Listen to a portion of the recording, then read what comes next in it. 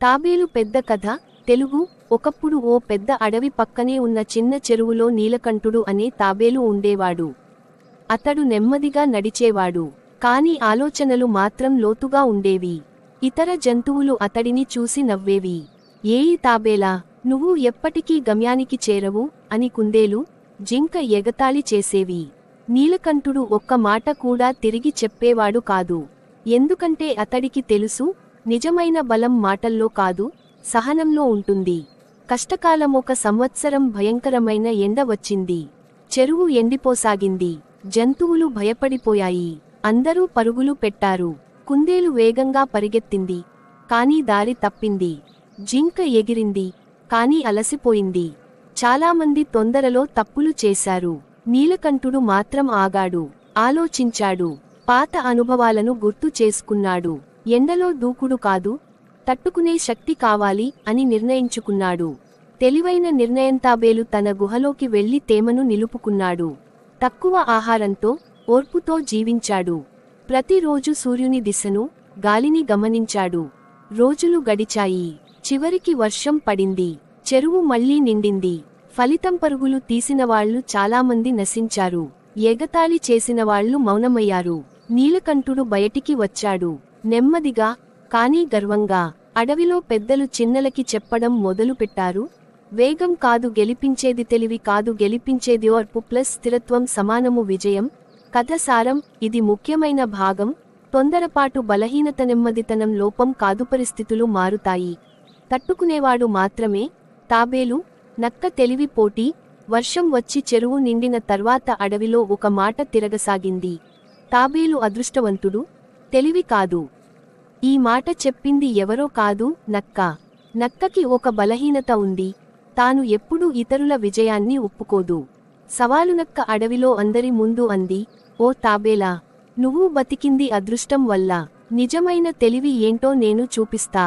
తాబేలు శాంతిగా ఒక్క మాట అన్నాడు, సవాలు తెలివిని కాదు, ఫలితాన్ని చూపించాలి. అక్కడే నిర్ణయం అయింది. పోటీ, ఎవరు అడవికి నిజంగా ఉపయోగపడతారో చూపించాలి. నక్క ప్లాన్, త్వరపాటు.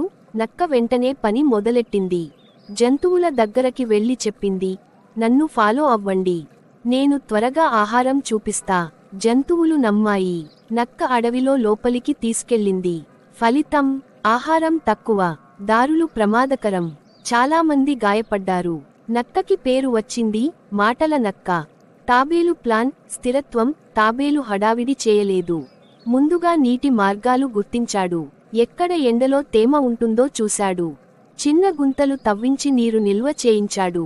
తర్వాత జంతువులకి చెప్పాడు, రోజుకు కొద్దిగా కదలండి, నీటిని వృధా చేయొద్దు.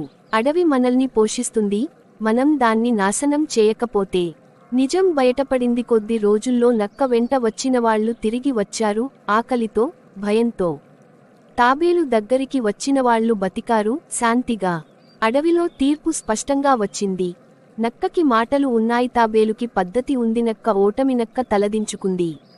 మొదటిసారి తన ఓటమిని అంగీకరించింది.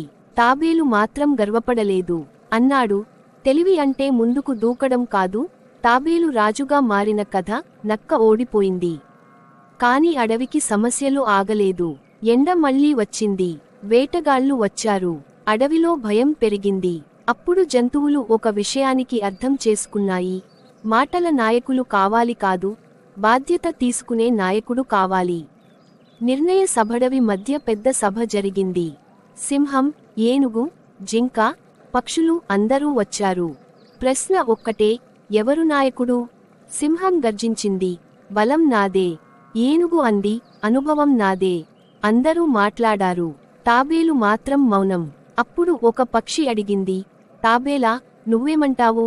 తాబేలు అన్నాడు, నాకు రాజ్యం కావాలి కాదు, అడవి బతికితే చాలు. అదే మాట తీర్పు అయింది.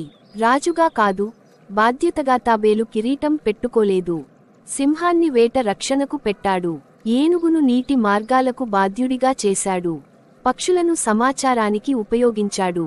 తానేంటి చేశాడు? నెమ్మదిగా నిర్ణయాలు. ముందే ప్రమాదాల అంచనా. అందరికీ పాత్ర. అడవి మొదటిసారి సిస్టంగా పనిచేసింది. నక్క చివరి ప్రయత్నం. నక్క మళ్లీ చాటుగా పుకార్లు పుట్టించింది, తాబేలు బలహీనుడు, నెమ్మది అడవిని నాశనం చేస్తుంది. కాని ఈసారి ఎవ్వరూ వినలేదు. ఎందుకంటే ఫలితం కనిపిస్తోంది. నీరు ఉంది, ఆహారం ఉంది, భయం తగ్గింది. నిజమైన విజయమొక రోజు సింహం తాబేలుతో అంది, నువ్వు రాజువి. తాబేలు సమాధానం, నేను రాజు కాదు. నేను చివర్లో నిలిచే వాడిని, అందరూ ముందుకెళ్లేలా చూసే వాడిని. కథ సారం, ఇది గుర్తుపెట్టుకో, లీడర్ ముందుండాల్సిన అవసరం లేదు, అందరూ ముందుకెళ్లేలా చేయాలి. గర్జన కాదు గుర్తుండేది, ఫలితం మాత్రమే గుర్తుంటుంది.